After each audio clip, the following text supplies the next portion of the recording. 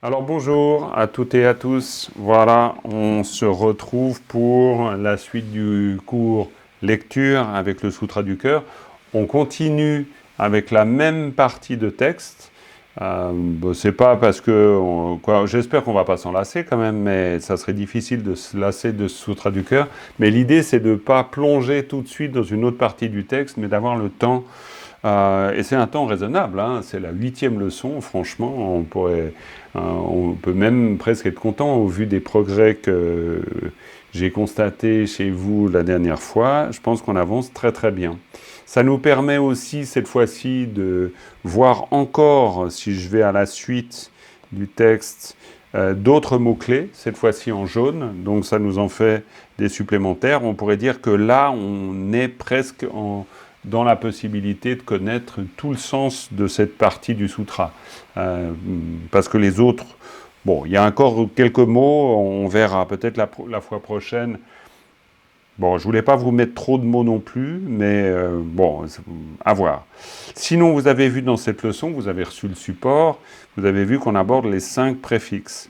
Alors là, de nouveau, 5 préfixes avec la particularité du préfixe le Achung. Là, j'ai envie de dire pour vous rien de nouveau, parce qu'on l'a déjà vu dans le contexte, si ce n'est que là, vous l'avez d'une manière systématique. Vous avez la fameuse liste. En général, on n'apprend pas par cœur, parce que ça gaffe tout le monde. Mais vous avez des exemples, ça peut être utile. Voilà.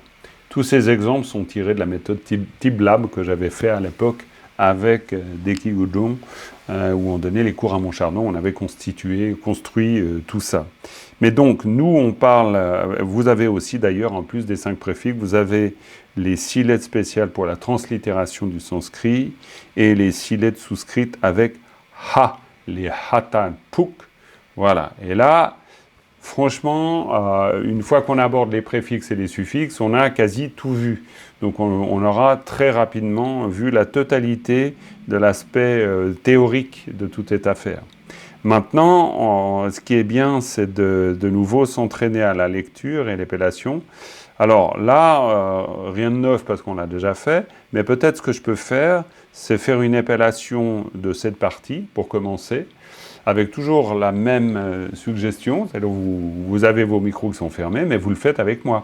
Et puis on va le faire à un rythme un petit peu plus soutenu, étant donné que normalement, vous connaissez déjà toute cette partie. D'accord? On tente le coup?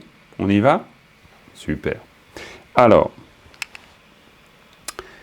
samata maratama, pao sama sam, pao rajata janaro jota je, madembu meta me, shadembu shesa she, raba rap pa, rana rojola rol, payata chagigu china chin, ma sakata kayata chadembu che, magigu mi, ao kagasa kak, nama nam, mao kaagigu i, nganaro ngo, wanaro wo, nyagigu nyita ni, sanaro so, ranga rang, ragigu rika rik, yadembu ye, shadembu shesa she, sapata payata chanaro choda che, yashaku yula yul wa, tashaku tusa tu, kao sashaku suma sum, rakata kayata jala jel, waagigu yi,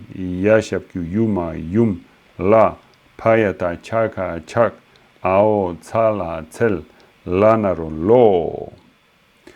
Ao tagigu di, sakatakada ke, pao taga da, kagigu kisa ki, tanaro tosa te, pa, tashaku tusa tu, kao chagigu chika chik, na, pao chanaro choma chom, lata tadana den, ao dasa de, ou ao tasa de, ragata gayata jala jal, panaro poagigu yi, kaba kap, payata cha, rakata kanaro gota ge, pashapu punga pung, panaro poagigu yi, ragigu ri, la tao kadembu ge.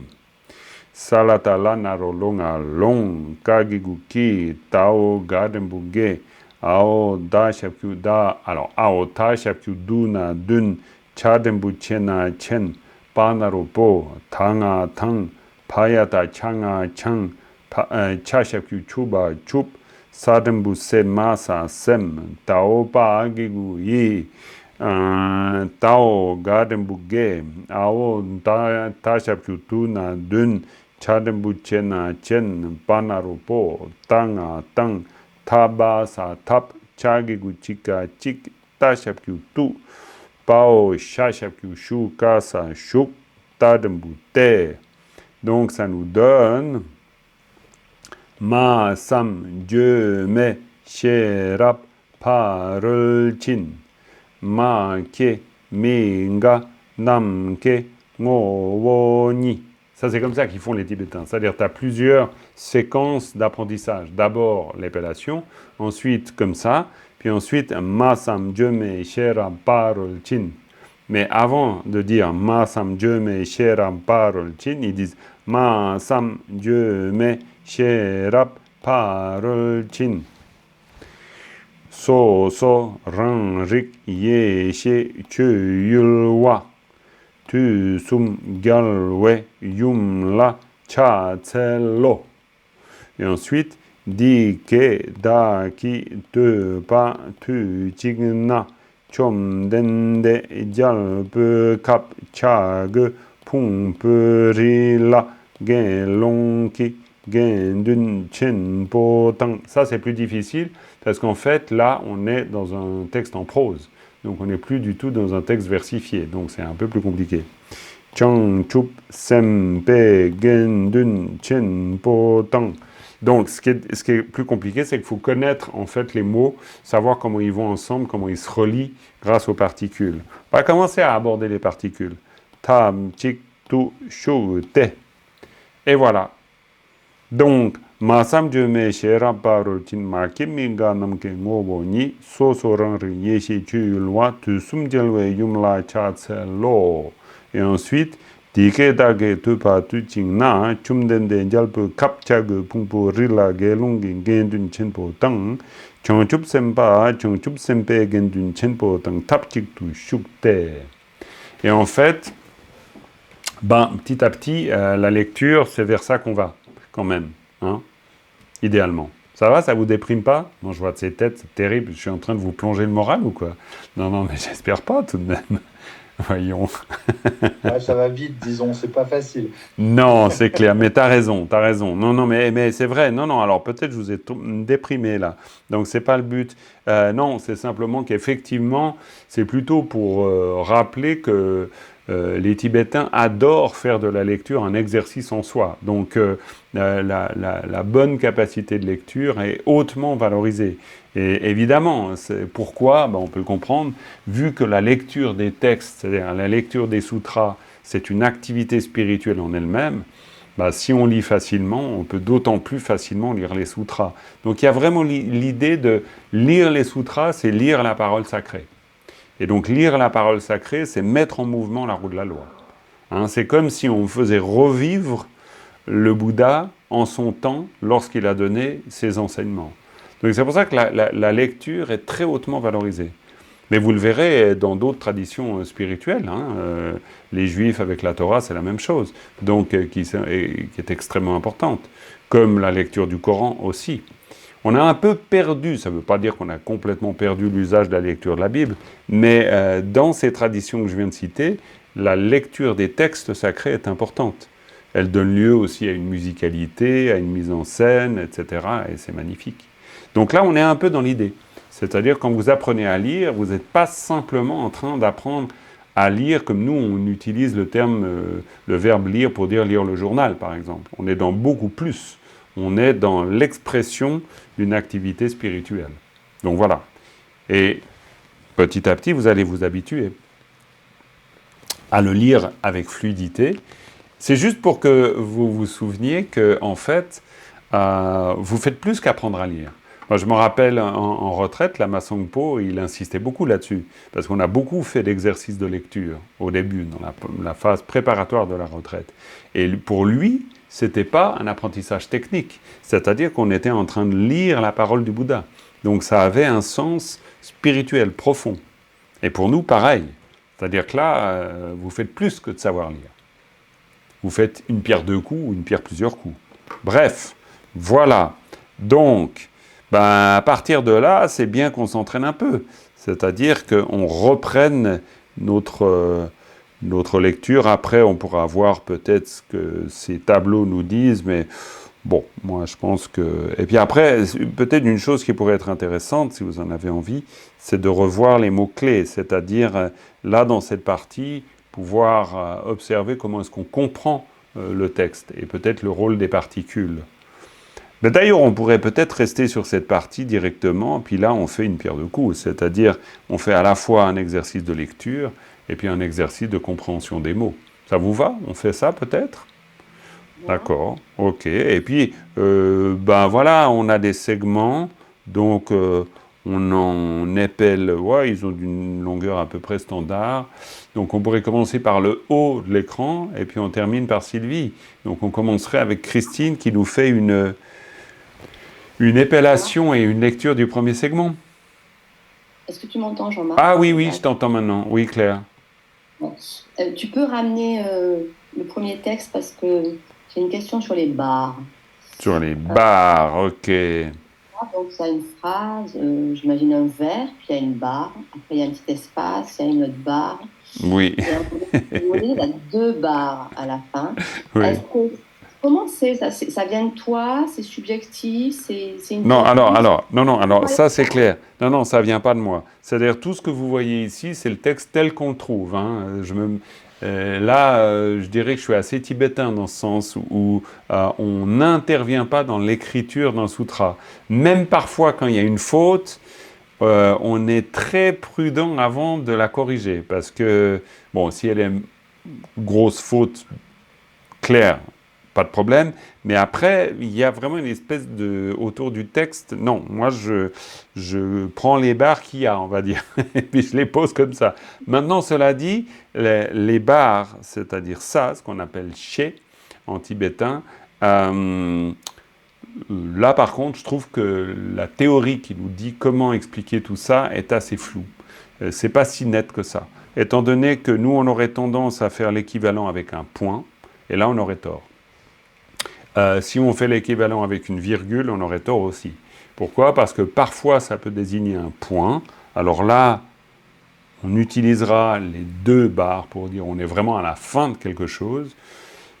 Et on pourrait dire que c'est un point, mais on ne peut pas le dire systématiquement. C'est-à-dire qu'on ne peut pas dire systématiquement que c'est un point et que quand c'est deux points, plutôt quand c'est deux barres, c'est un point non plus. Parce que je pense que ça dépend aussi d'une certaine forme d'esthétique. Honnêtement, il y a des textes en vers, là c'est un texte en vers, cette partie, où chaque fois il y a deux barres à la fin. Donc maintenant, pourquoi une fois il y a deux barres, pourquoi il y a une fois une seule barre, ça je ne sais pas. Il n'y a pas de grande systématique. Si ce n'est que là, clairement, c'est surtout une indication pour la rythmique de la lecture, ça c'est clair, parce qu'on est dans un contexte ici de versification. Maintenant ici, on est plutôt dans l'usage grammatical de la barre. C'est-à-dire que, par exemple, ici, tang, ici, tang. Alors ça, c'est assez fréquent. C'est-à-dire que c'est une manière de clairement séparer une partie du texte qui dit quelque chose et qui est en rapport avec la suite. Mais, encore une fois, attention avec les équivalents un peu vite dits, tels que l'équivalent en termes de particules, de virgules, de points, etc. Alors là, souvent, c'est pas vrai. Jean-Marc, pendant qu'on est dans ce genre de choses, au tout début du texte, il y a des jolies petites vagues. Oui. Et quelle est leur signification? Alors là, c'est une fonction uniquement ornementale. C'est-à-dire, là, je vous les ai même pas mis. C'est quand même triste. J'aurais pu vous mettre les petites vagues. Non, c'est une fonction ornementale. Pour dire, alors, ornementale, mais en même temps pour dire le début du texte. Mais alors, de nouveau, pourquoi une fois il y en a deux, une fois il y en a trois? Alors ça, j'ai aucune idée. Et je pense que l'écrasante majorité des Tibétains ne le savent pas. En tout cas, les Tibétains avec qui j'ai parlé, si je leur demande pourquoi une fois il y en a 2, pourquoi une fois il y en a 3, alors là, maintenant, il y a peut-être une explication qui lèverait un coin du mystère. Mais bon, ça n'a pas une immense importance. Ça nous dit, en tout cas, les petites vaguelettes nous disent le début du... Alors oui, il peut y avoir une différence si tout à coup on est au tout début d'un sutra où on voit 3 vaguelettes. Donc, ti, ti, ti, tic. Ça, on voit ça. Alors on peut se dire, tiens, on est vraiment au début du sutra. Après, on peut imaginer qu'il y a des parties, des grandes parties. Alors on en verra 2. Ti, ti, tic. Puis en général, on met 2 barres. Mais, encore une fois, il y a peut-être dans des traités classiques quelque chose qui s'apparente à une explication de tout ça. Mais ça n'a pas une immense importance pour nous. D'accord. Ça ne veut pas dire que vous n'avez pas... c'est bien que vous se posez la question. Hein. C'est pas pour dire que la question est nulle. Rien à voir. Mais c'est juste pour dire qu'en termes de sens pour nous, dans notre compréhension du texte, c'est pas prioritaire. Même l'usage de la barre, ça ne changera pas grand-chose. Ce qui va être fondamental dans la compréhension d'un texte, c'est les particules. Ça, c'est la chose qui est absolument fondamentale. Si vous comprenez les particules dans un texte... Parce que là, quand on se retrouve dans un texte comme ça, le problème, c'est qu'on se demande où est la tête et où est la queue. C'est-à-dire qu'on n'arrive pas très bien à savoir quel est le début, quelle est la fin. Et donc, c'est pour ça que les particules nous aident. Et pas seulement les particules, c'est-à-dire l'usage et l'apprentissage des mots-clés. Parce que c'est ça qui, petit à petit, structure le texte. Fait que vous n'avez pas juste une espèce de boîte à Lego avec toutes les pièces qui se mélangent. Il y a une ordonnance. Et vous finissez par la percevoir, l'ordonnance. Et là, les particules, ce sera la grande solution à tout ça, qui va ordonner le texte. Ça, c'est ce qu'on fait dans l'autre cours, où on fait vraiment strictement de l'analyse de texte. Et on va le faire. Hein. Dès que vous êtes assez à l'aise en tibétain, c'est-à-dire en lecture, on fait de l'analyse de texte. Parce qu'on ne va pas passer des plombes à faire de la lecture. Déjà là, maintenant, on peut rentrer dans l'analyse. Hein. Quasi. Ce qui est plutôt une bonne nouvelle. Donc, allez, maintenant, on fait quand même un petit exercice d'épellation lecture, parce qu'on est là pour ça. Et puis après, on rentre dans l'analyse. On va voir. On va voir. Alors, Christine. Oui. Sa matama ratama. Alors, sa matama ratama. Sa. Ça. Sa. Ça, c'est un ça, c'est pas un ta. Ça. Ok. Sa matama ratama. Très bien. Pao sa masam. Impeccable. Pao ra chata ja nahojo da je. Très bien. Ma drengume da me. Cha drenguche sa che. Oui. Ra ba rab. Pa ra nahoro la rol. Pa yatacha liguchi na chin. Impeccable. Très très bien. Là, tu peux te permettre de faire un ra qui est un peu plus roulé, si tu peux. Hein? Ra na ro ro la rol. C'est pas si simple, hein, parce qu'on n'a pas l'habitude pour nous. Hein. C'est ra na ro ro la rol. Ra na ro ro la rol. Oui, parce que c'est rol, pas rol. Rol, rol. Mais c'est pas un R complètement italien. C'est pas rol, quoi, comment dire. C'est un R qui s'assimile beaucoup plus au R japonais, qui est une espèce de R mouillé. Parol. Bon, je dis, évidemment, le R japonais n'est pas fréquent. On est d'accord, hein, c'est pas tous les jours que, voilà. Et puis dans sushi, il n'y a pas de R, donc on a peu l'occasion de prononcer un R japonais. Mais, bon, bref. Mais donc, par exemple, quand vous dites dilbu, la cloche, hein, en tibétain, ça c'est un mot très... Quoi, on dit ça très souvent, dilbu. Alors ça, c'est le R japonais. J. C'est pas J, c'est D. C'est un R. J. Rajeju. C'est un R particulier. Donc voilà. Mais à part ça, très bien, hein, vraiment, Christine. Ma sam je me shera parol chin. Masam Jomeshera Parultin. Très bien. Géraldine. Et puis après, on verra ce que ça signifie tout ça. Alors, il faut que tu ouvres ton micro. Voilà. Yes. Alors. Beaucoup mieux. Ma sakataka yatakia renguke satye Impeccable. ma gibuni Mhm. aokagasagak Mhm. namanam Yes. aoka adigui Mhm.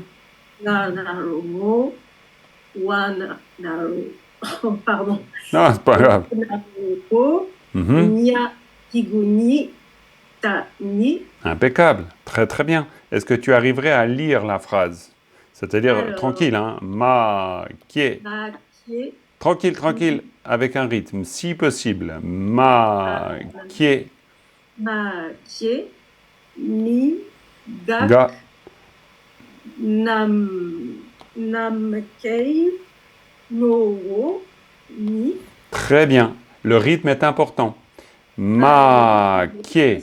Mi, ga. Nam, ke. Ngo, wo, ni. Vas-y. Makie, mi, gak, namkei, nowo, ni. Très bien. Ça peut vous sembler bizarre parce qu'on n'a pas du tout l'habitude de faire ça en français, évidemment. Mais c'est ce qui va vous permettre ensuite de lire bien et avec aisance. Pourquoi? Parce que ça court-circuite le cerveau qui dit « oui, mais c'est quoi ?» Donc là, on prend les automatismes. C'est-à-dire qu'on prend l'habitude, on donne l'habitude aux yeux. Quand on dit « ma », on est déjà en train de regarder qui est. Et donc, comme ça, on s'habitue à lire. C'est-à-dire, on s'habitue à avoir les yeux. On dit ma, et puis on est déjà ke, mi, ga, nam, ke, ngo, wo, ni.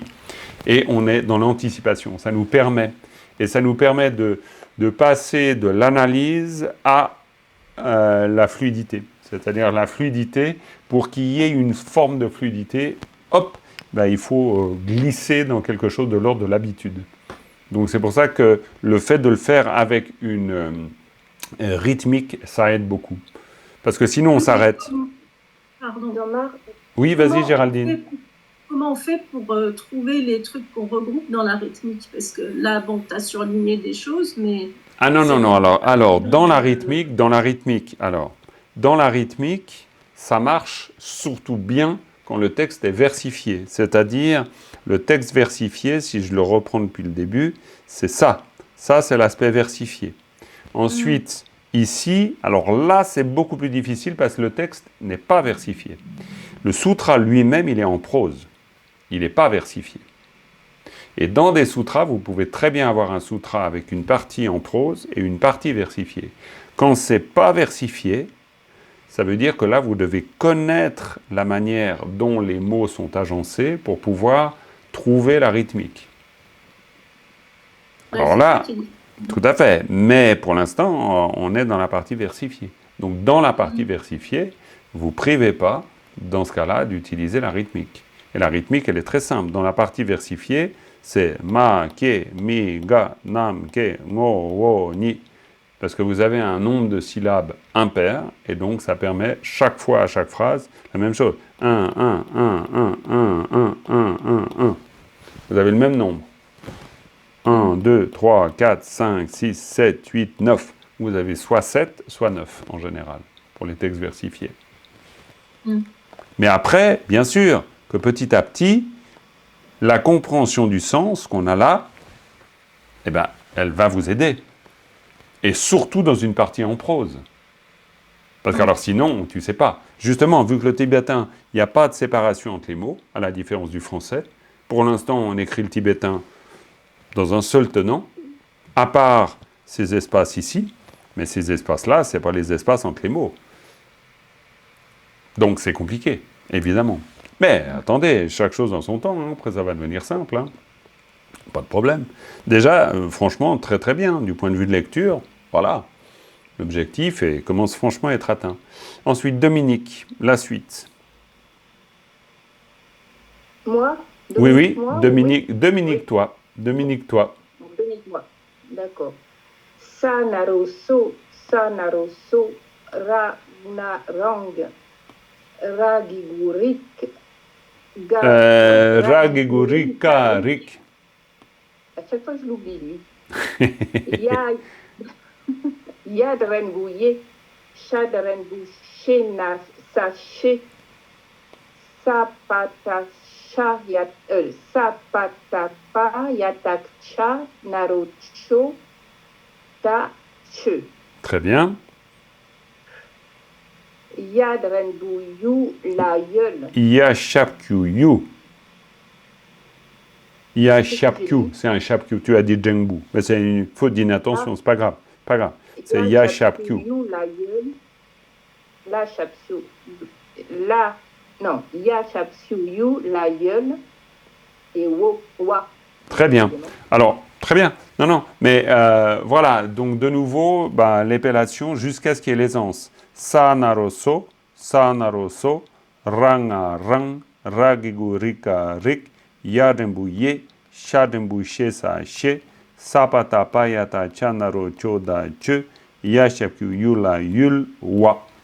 Et là, vraiment, idéalement, vous prenez une phrase et puis vous la tournez jusqu'à être bien avec. Ça peut être le minimum, on pourrait dire, d'études que vous faites chaque jour pour vraiment prendre l'habitude. Mais après, ça se fera tout à fait. Mais parfait, c'est très bien. Il y a juste, après, c'est cette aisance. Oui, tu voulais dire, Dominique? Oui, c'était par rapport au segment avant. J'ai remarqué le K, tu ne le prononces pas, ou très peu dans K. Ici? Tu dis K. Oui. Maake miga. Parce qu'en fait, c'est une particularité du suffixe ici. Ce suffixe ici. Ce suffixe, il a en général le pouvoir. Je dis en général parce que ça dépend. Il y a certains Tibétains qui le prononcent un peu plus, d'autres vraiment pas du tout. Mais il a en tout cas une particularité, c'est de bloquer le son. Ga. Et là, alors ça c'est sûr, il bloque ce son. Ça, quand tu as en général ce suffixe, le son d'avant, il est bloqué. Donc ici, ao, ka, ça c'est la lettre de base. Et ensuite, ka, sa, c'est les deux suffixes. Donc ka, c'est comme une espèce de ga. Tu vois, c'est un son, là je l'exagère un peu, mais c'est un son bloqué du fait du ka. Mais on ne dit pas vraiment gak. Gak, non. Le suffixe est peu sonore. Ça dépend. Par exemple, dans les yak, nous on dit les yak, mais les Tibétains, certains disent les ya.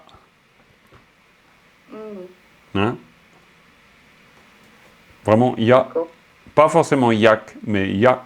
Par exemple, si on dit bon, on dit yabodu. On ne dit pas forcément yakpodu. Yabodu.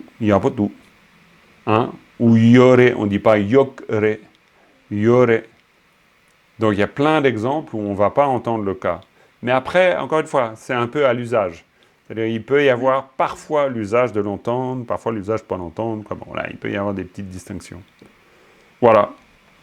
Très bien. Donc, mais pas de quoi. Alors maintenant, donc ça tombe sur Claire. Claire, voilà, hop.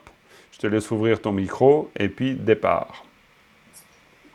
Ta chaputu satu, kao sa chapusu masum, rakata gaya takia la giel, pao agigui.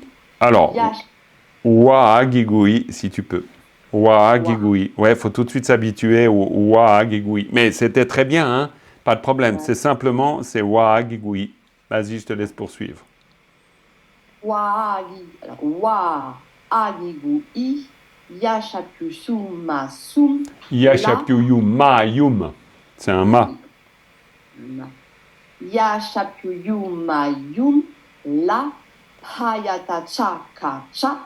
Ao sa la tsel lo. Non, la narolo. Très bien. C'est très très bien. Super. Non, c'est parfait. Il y a le rythme, il y a tout. Ouais, c'est bien. Il faut continuer comme ça. Est-ce que tu peux la lire directement, comme on l'a fait avant aussi, avec Géraldine, en essayant voilà, la rythmique? Tu, sum, giel, giel. Oui, alors là, voilà. Alors, c'est normal, mais là, c'est le cerveau qui reprend le lead. C'est-à-dire, voilà.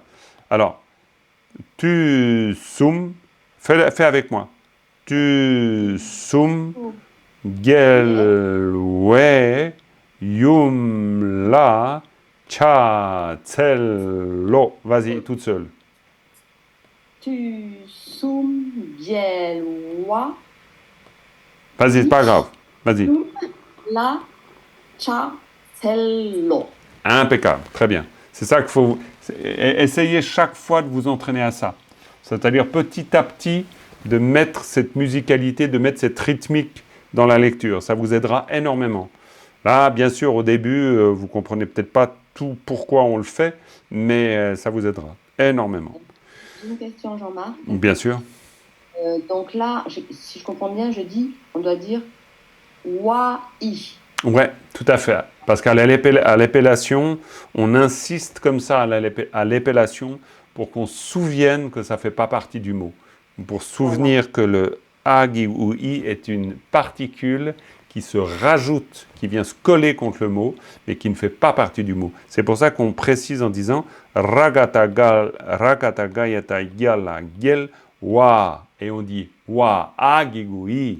Et on le marque d'une manière sonore. On dit ragatagayata gyala gyel waagigui. Comme ça, waagigui. Donc, pourquoi tout à l'heure, Géraldine, elle a fait un paquet qui a tout mis ensemble, là. Nam, comment c'était? Namke. Et ouais, pourquoi du coup, là aussi c'est un agigui, non? Là Tout aussi, à fait. Mao kaagigui. C'est pareil. Ouais. Mao kaagigui. Mais après, namke, évidemment. Là non, justement, ça, moi c'est pas clair. Ok. Très bien.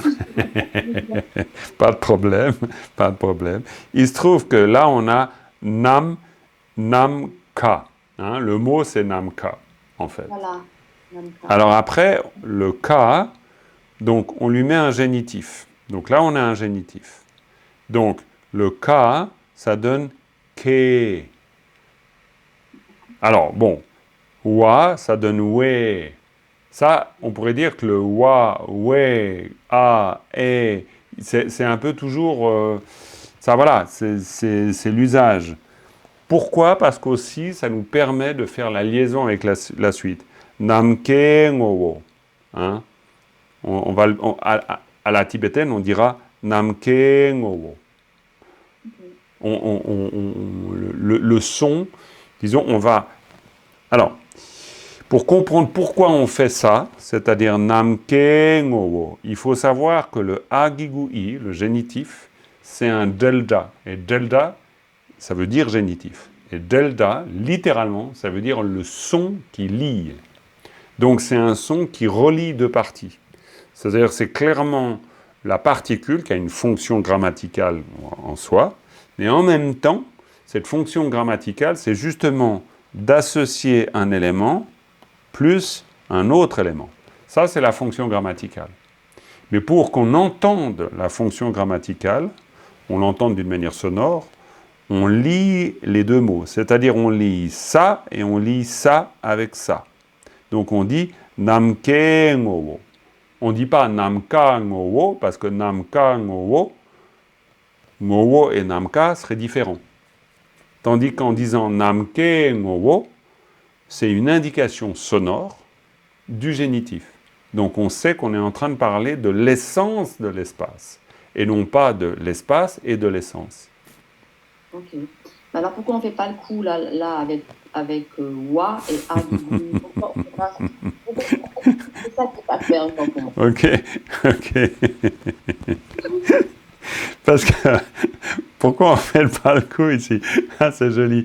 Parce qu'en fait, ici, on le fait le coup, mais on le marque peut-être... Bon, si je prends juste ça, hein, juste cet espace-là, quoi, cette suite de syllabes.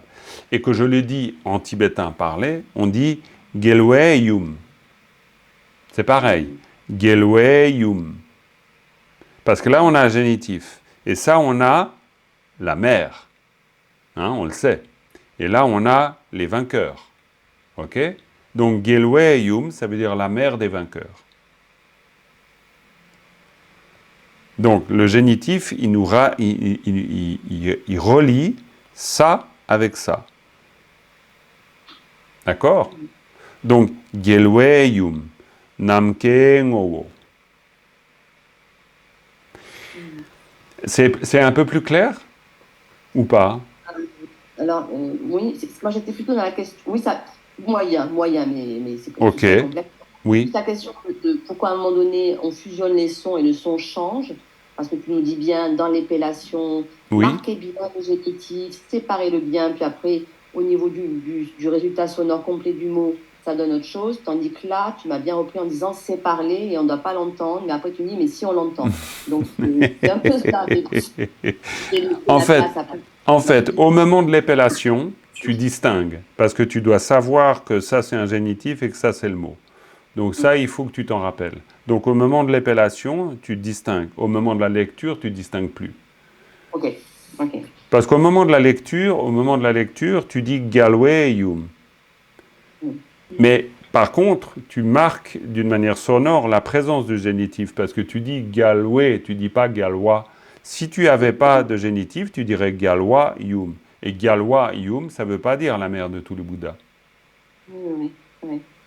Ok. Donc Galwa-yum, là, tu as une modification. Le génitif produit une modification du son. Donc ça, c'est une manière de pouvoir te repérer d'une manière sonore et savoir qu'il y a la présence de quelque chose. Galwe-yum. Namke Ngowo. Et c'est chaque fois la même chose, en fait. Ici, Pumperi. Même chose. Oui, Tu vas toujours faire une liaison. Ici, Galpe Cap. Pareil. Tu vas, chaque fois qu'il y a un génitif, tu vas relier les deux au moment de la lecture.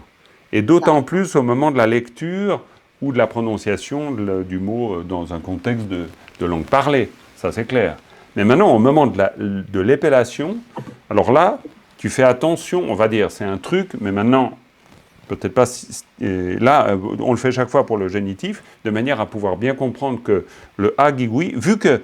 Pourquoi on le fait? C'est parce qu'en fait, ici, si tu regardes bien, ici, si on zoome ici, tu vois bien qu'il n'y a pas de point entre le wa et le agigui. Donc, du point de vue tibétain, s'il n'y a pas de point, normalement, ça veut dire que ce serait la même syllabe. Mais ce n'est pas la même syllabe, vu qu'ici, ça c'est un génitif. Donc, pour se rappeler que ce n'est pas la même syllabe, et qu'il y a quand même un point, même si on ne le voit pas, eh bien on dit wa-agigui. C'est pour ça. Parce qu'en fait, l'indication du début et de la fin du syllabe, c'est le point. Donc, sans la présence du point, on pourrait tenter de penser que c'est une syllabe en soi, mais ce n'est pas le cas. En fait, c'est pour ça. Est-ce que le mystère se lève? Le voile du mystère se lève. Parfait. Très bien. Alors, ok, on en était où avec notre affaire? On l'a fait, cette phrase, finalement, ou pas? Oui, on l'a fait, hein. Je crois. Donc maintenant... alors, Philippe, je pense qu'on atteint le sutra maintenant. Ok, vous m'entendez? Bien sûr, très bien. Bon. Alors, Giguti, pardon, alors je recommence. Giguti. Alors, tu vas même recommencer en disant Ao. Aota Giguti. Et tu vas dire Di. Aota Gigudi.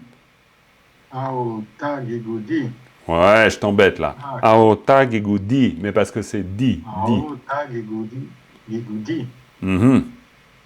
Sakataka Take. Très bien. Pao Taka Tak. Pao Taka Da. Ça, c'est la difficulté, hein. Chaque fois, quand le ta est préfixé, en général, le ta devient da. C'est-à-dire fixé. Préfixé, ça veut dire que tu as un préfixe avant. Tu as un préfixe avant. Donc, paotaka da. Pao taga dak. Très bien. Kagiguki saki. Yes. Ta naroto sa te. Mhm. Pa. Oui. Ta shachuto sa tu. Oui. Kao chan giguchi kachik. Mhm. Na. Impeccable. Est-ce que tu peux lire tout ça?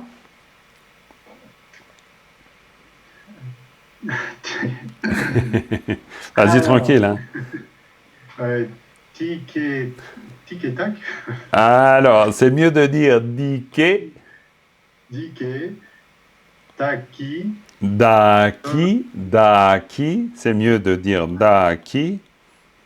Daki. Topa. Te, là, c'est inexpiré. Te pas. Tu chikna. Impeccable. Tu tigna. C'est très bien. C'est simplement, alors Philippe, essaye de t'entraîner dès le départ à, on pourrait dire, exagérer un peu la prononciation, de manière à ce que ça devienne une forme de réflexe. C'est-à-dire, di, ke, da, ki, te, pas, tu, chik, na. Hein, il faut être, au début, il faut que vous mettiez pas mal de pêche dans la manière de le prononcer pour que ça s'imprime en vous. Ça, c'est vraiment important. C'est pour ça que vous voyez les gamins tibétains, et c'est di, ke, ta, ki, te, pas. Ils sont comme ça. Et pourquoi ils le font? C'est pour vraiment imprimer. C'est-à-dire pour prendre l'habitude, pour sentir le son. Pour pas avoir trop de distance. Hein. C'est un peu comme réduire la distance émotionnelle avec le mot. Donc, au contraire, c'est pour vraiment rendre ces mots et leur son familiers. La dimension orale de la langue tibétaine est quoi? Dans l'apprentissage, c'est super important. Très bien, mais à part ça, parfait. Après, c'est juste une question d'habitude. Ensuite, Patrick. Alors là, tu as carrément un gros segment. Ok, d'accord, ça marche. C'est parti. Alors, vas-y. Ah, Pao chanaro choma chom la tatadana den aodasa de rakatakayata gyala gyel panaropo agibui kabakab payatacha rakatakanaro ge bashakyu punga pong panaropo agibui. Et je réinspire. Oui. Ragibui, la Tao Kadrenpuge, sa lanaro, sa talanarolonga long, Kagiguki, Tao Gadrenpuge, Ao Ta Shapchu na dun, Chadrenpuche na chen, Panaropo, Tagatang. Très bien. C'est long. Non, mais super, très très bien. Très bien. Après, alors là, comme je l'ai dit avant, vu que c'est dans une partie prose, c'est plus difficile de faire la rythmique. Hein. Donc là, je te la propose. Chom den de, tu vois, chom den de, dial pe kap, cha ge, pum pe ri la, ge long ki gen dun, chen po tang. Mais c'est parce que là, évidemment, il y a chaque fois les mots. Mais très bien, super. Non, c'est impeccable. Ça avance très très bien. Donc, Sylvie, la suite. Alors. Moi? Oui, vas-y, je t'écoute. Payata chana chong. Chakiku shakuchu pachu. Oui. Satempo semastastem. Oui. Tao pa kikui. Kao. Tao pa gigui et ensuite Tao ka dembuge. ge, Oui. ao tashakutu natun, Dun. Aota shapuduna dun. cha tempoche na chen, Oui, panahopo, oui. ta matong. Impeccable. Très bien. Alors, pareil, après, d'abord, je te montre comment tu peux réussir à lier les choses. Alors, attends. Chang chup sempe gen dun chen po tang. Vas-y.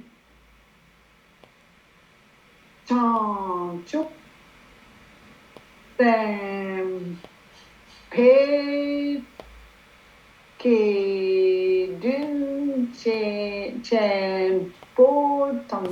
Très bien. Super, c'est très bien. Très bien. Bon galop d'essai, vraiment. Parfait. Et puis ensuite, ici, tap, chik, tu, shukte. Ça, je vous le dis, hop. Comme ça, on peut reprendre depuis le début.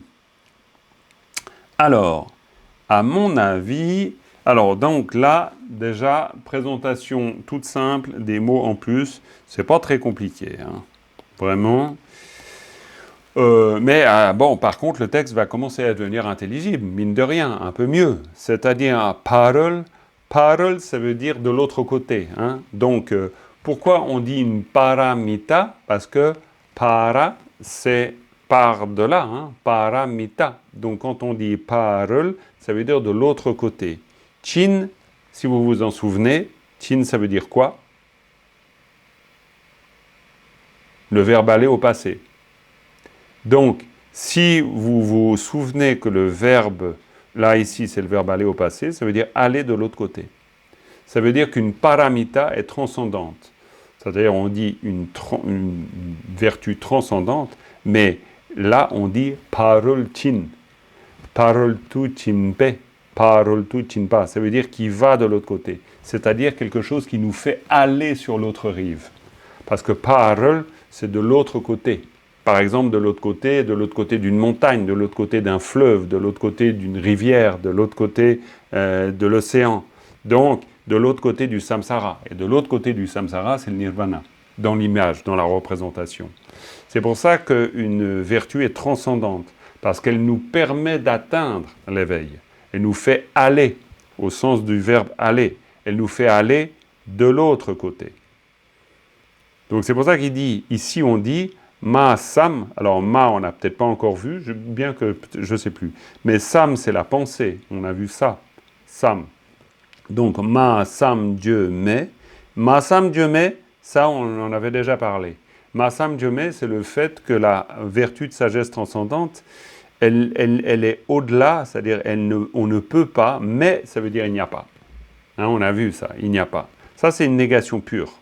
Donc c'est une négation de ça. Ma sam Dieu met. Si vous dites, par exemple, couchou, ça veut dire pomme. Si vous dites couchoumet, ça veut dire il n'y a pas de pomme. C'est la même chose. Couchoumet. Donc, c'est le même principe.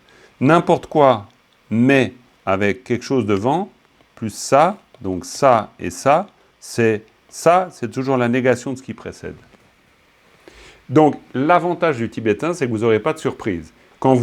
Et après, on fera vraiment de l'analyse structurelle. C'est-à-dire que quand on connaît la structure, elle est tout le temps valable pour tous les cas de figure. Il peut bien sûr y avoir de temps en temps une surprise.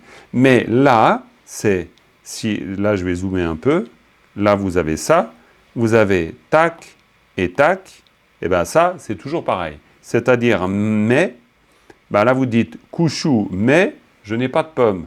Chlakang, mais, il n'y a pas de temple. N'importe quoi.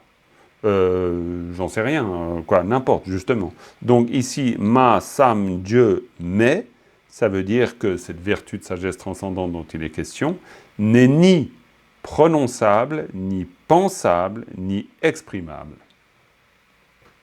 On ne peut pas la dire, on ne peut pas la penser, on ne peut pas l'exprimer. Ma, sam, Dieu, mais. Ma, sam, Dieu, mais, sherab parulchin. Et ma, sam, Dieu, mais, sherab parulchin, sherab, c'est la sagesse.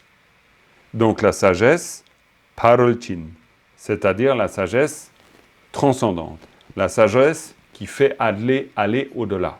Cette sagesse qui fait aller au-delà, Ça, c'est la vertu de sagesse transcendante. Sherab parol tu... Alors, en tibétain, parler, on dit Sherab gi parol tu chinpa. Mais parce que là, on est dans une forme versifiée, donc on condense. Sherab parol chin, c'est Sherab parol tu chinpa. Mais c'est pareil. Là, il ne faut pas compliquer au début. C'est simple. Sherab parol chin. Ça, pour l'instant, restons-en là. Mais donc, cette vertu de sagesse transcendante, eh bien, elle n'est ni disible, ça ne se dit pas, elle n'est ni pensable et elle n'est ni exprimable. Elle est indicible, impensée, inexprimable. Ok? Et mais, dans le sens, il n'y a pas. Il n'y a pas. Il n'y a pas. On ne peut pas. Voilà. Donc ça, c'est déjà la compréhension avec parole. Après, vous avez un autre mot, rang. Rang, c'est pour dire soi. Par exemple, quand vous dites narang, qui est rang, donc rang, ça veut dire soi ou même, mais soi du genre moi-même, par exemple. Narang, c'est moi-même. Hein, rang. Mais rang, c'est très important, par exemple, ici aussi. Alors là, j'ai juste pris rang pour que ça soit plus simple, mais rangrik, c'est un mot en soi. Pourquoi? Parce que les Tibétains, ils combinent les mots. C'est-à-dire, vous prenez un mot, vous en prenez un autre, vous les mettez les deux l'un à côté de l'autre, et ça vous fait rangrik.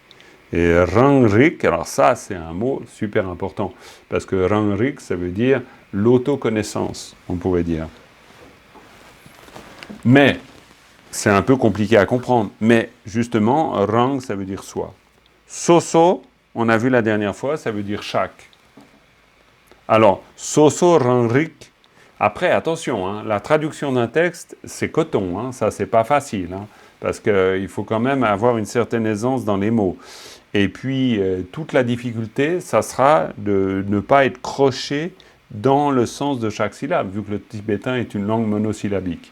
C'est pour ça que la manière de s'en sortir, c'est le contexte. Et le contexte, ce sera forcément les particules. Là, il n'y en a pas tellement de particules, étonnamment. Donc c'est encore plus difficile dans un texte versifié.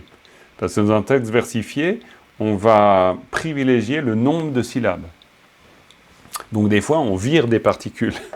Parce que, voilà, il y en a trop pour réussir à avoir 9 ou à avoir 7 pieds. Donc on fait en sorte d'avoir le nombre de pieds qu'il nous faut. Donc voilà.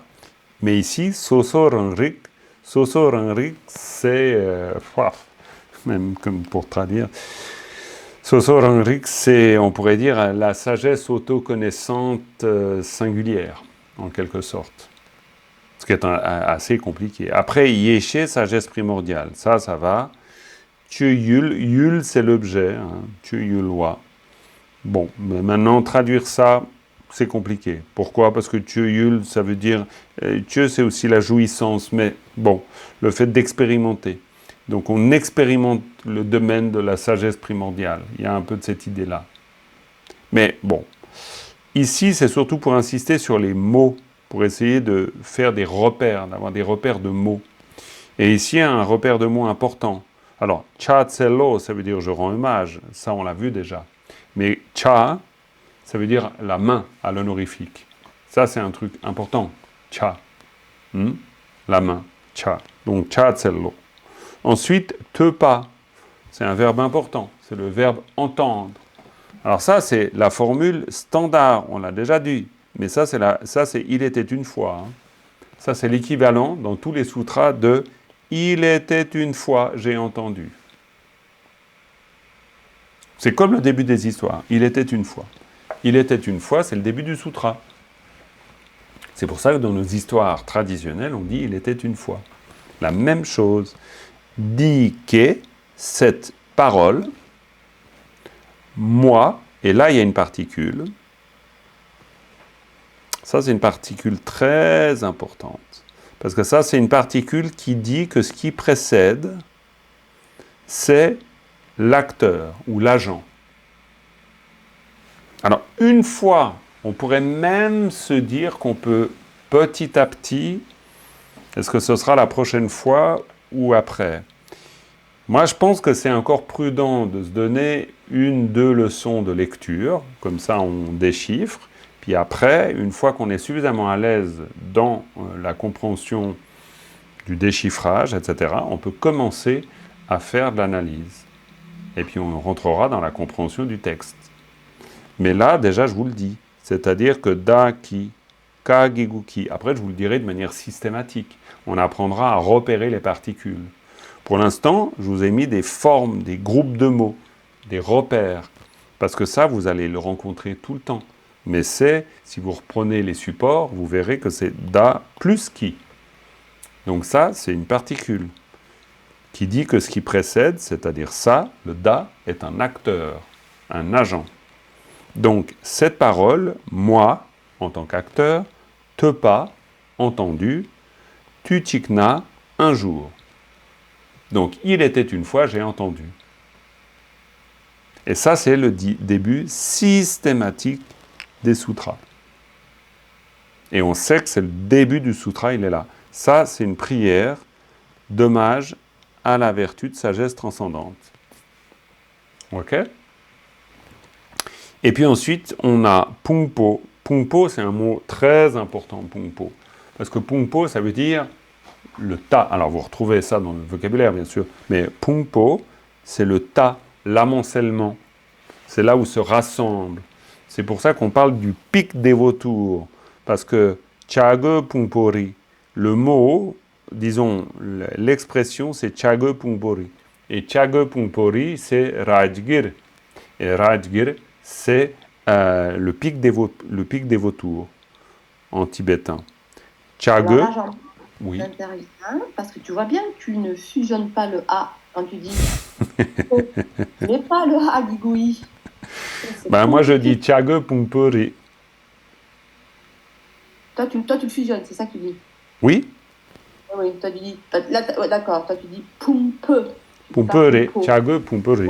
Bon, ben, tu dirais chage pungpori. Tu le dis pas franchement pungpo, parce que pungpori, non. Chage pungpori. Mais c'est léger, hein, c'est pas non plus au départ dans l'épellation, il faut que vous insistiez un peu. C'est ce que je vous disais tout à l'heure. Il faut que vous exagériez. C'est comme quand on apprend à épeler, je veux dire, on fait on exagère les mouvements de la bouche pour pouvoir bien se mettre en bouche ben, ce dont il est question de faire. Mais maintenant, après, chage pungpori, c'est léger, hein. C'est comme pour les expirés. Hein. Vous dites chage, vous dites... ouais, quoi, voilà, on l'entend, on le repère. Mais, alors par contre, les Tibétains, ils le repèrent. Si vous ne faites pas une expiration, si vous dites chage et puis vous ne dites pas chage, ça, c'est pas la même chose. Hein. Parce que chage, ça veut dire le thé sauvage, et chage, ça veut dire le vautour. Hein. Donc, vous ne dites pas la même chose. Cha, c'est l'oiseau, cha, c'est le thé. Alors, vous entendez peut-être pas la différence, mais moi, je l'entends. Donc, c'est pour ça que pour l'entendre, au début, il faut l'exagérer. Donc, c'est vraiment important. Mais pungpo, ça veut dire les agrégats aussi. Donc, c'est intéressant parce que nous sommes des agrégats. Donc, les agrégats, ça veut dire un amoncellement. Donc, de la même manière qu'il y a un amoncellement de vautours, si vous avez déjà vu des groupes de vautours, les vautours sont des animaux grégaires. Donc, ils se mettent ensemble. Donc, c'est un amoncellement de vautours. D'accord ? Donc, c'est comme, par exemple, au Tibet, c'est les lieux de funérailles. C'est là où les vautours se rassemblaient. Ou se rassemblent toujours, d'ailleurs. C'est très impressionnant. On voit des rassemblements de vautours. Donc, pungpo, c'est aussi le mot pour dire agrégat. C'est-à-dire, quand on dit les 5 agrégats, ça veut dire les 5 amoncellements, qui sont des regroupements de plein de phénomènes. Ok ? Donc, pungpo, c'est un mot très important. Ensuite, vous avez gelong, c'est un mot très important aussi. Et gelong, ça veut dire les bhikkhus, les moines pleinement ordonnés. Si vous dites gelong ma, c'est les bhikkhunis. Si vous dites juste gelong, c'est les bhikkhus. Hein, les moines pleinement ordonnés. Et là, vous avez aussi gendun. Et gendun, c'est important. Gendun, c'est la sangha. Sangye che gendun. Hein, gendun, la sangha. Gendun. Et puis ensuite, vous avez shuk. Et shuk, ça veut dire demeurer, rester. C'est un verbe à l'honorifique. C'est-à-dire, c'est par exemple, si vous dites à quelqu'un, quand vous partez, il y a une personne qui est assise, vous partez, vous dites à la personne qui reste, vous lui dites « kaleshu ». Et « kaleshu », ça veut dire « au revoir », ça veut dire « restez tranquille ». Et elle vous dit « kalepe », elle vous dit « partez bien ». Partez tranquille. Hein? Donc, chou, c'est le verbe rester, demeurer. Bon, après, souvent, comme en français d'ailleurs, les verbes ont plusieurs usages. Donc, ensuite, tout l'apprentissage, c'est d'apprendre les multiples usages d'un mot. Voilà. Donc, comme ça, voilà le contenu de cette leçon. Donc, encore une fois, pour vous, c'est surtout apprentissage de l'épellation, l'aisance, faire tourner ça en bouche. Alors, le problème, on pourrait dire, c'est de ne pas vous dire que c'est fait. C'est-à-dire, c'est ça le problème. C'est-à-dire qu'au bout d'un moment, on sait épeler, puis on se dit, c'est bon, je sais épeler. Alors, rappelez-vous juste que savoir épeler, c'est déjà ce que vous savez, mais c'est plus. C'est-à-dire que c'est l'aisance dans l'épellation. Donc ça, c'est un peu la difficulté. C'est qu'au bout d'un moment, on se dit, c'est bon, j'ai compris. C'est normal, parce que vous avez effectivement compris. Là, quasiment. Mais, vraiment, c'est l'aisance de l'épellation. Donc, essayez de le voir, l'épellation, comme un exercice que vous faites, jusqu'à être totalement à l'aise. Vraiment. C'est à cette vitesse-là, hein, après, quand vous êtes vraiment à l'aise. Et pour être vraiment à l'aise, faut vous entraîner. C'est-à-dire qu'il ne doit plus y avoir d'obstacle à la reconnaissance d'une lettre dans votre cerveau. Et pour obtenir cette aisance, il faut répéter. Donc, il faut faire de l'épellation. On pourrait dire que là, vous êtes arrivé, et bravo, mais vous êtes arrivé au point délicat. Parce que vous avez, on pourrait dire, résolu le mystère de pourquoi on lit et comment on lit. Mais maintenant, pour passer du côté de l'aisance, il faut alors répéter. Et ça, c'est plus difficile. Parce que souvent, là, il y a une motivation qu'on perd, parce qu'on se dit, mais ouais, mais bon, pourquoi? La motivation, vous l'obtiendrez si vous savez que vous pouvez très facilement, grâce à l'aisance, vous pouvez donc vous déplacer dans le texte. Et ça, c'est super important. Parce que si vous pouvez vous déplacer dans le texte, c'est beaucoup plus simple, évidemment. Forcément. Parce que dans ce cas-là, vous dites « dike dagi tepa tutingna ». Et donc, immédiatement, si je vous parle d'un mot, vous avez par exemple, je vous dirais ici par exemple, chomdende, gyalpe kap, puis vous n'avez plus besoin de buter là-dessus. C'est-à-dire tout de suite vous voyez gyalpe kap, chomdende. Et donc vous lisez ça comme vous liriez n'importe quel mot en français. Donc vous avez besoin de ça pour qu'ensuite vous puissiez prendre beaucoup de plaisir dans l'analyse du texte et vous sentir à l'aise. Donc voilà, bravo d'être arrivé jusque-là. Et puis, courage pour la suite. Parce que maintenant, l'aisance. OK? Et puis, la prochaine fois, on se retrouve. Et puis, on va remplir les trous. Parce qu'après, a priori, on les a déjà quasiment remplis. Puis surtout, alors, je ne sais pas, on pourrait presque la fois prochaine... J'hésite encore. Je me dis que ce qu'on peut faire, c'est garder le même extrait de texte et insister sur les quelques particules qu'on est en train de voir. Et puis, comme ça, on se fait un glissando comme ça. Oui, Christine? Je serais assez d'accord étant donné qu'on a 4 jours, vu qu'on a la leçon mardi. Oui, tu as raison, on a la leçon mardi, oui, c'est juste. L'idée de rester là-dessus me paraît une bonne idée. Exactement, merci de cette sagesse.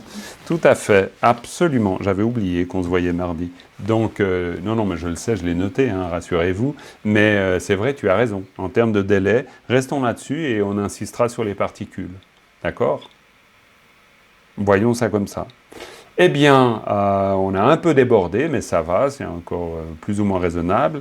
Donc, je vais arrêter l'enregistrement en vous remerciant. Merci beaucoup. Puis ensuite, je vous dis encore au revoir. Mais là, j'arrête l'enregistrement.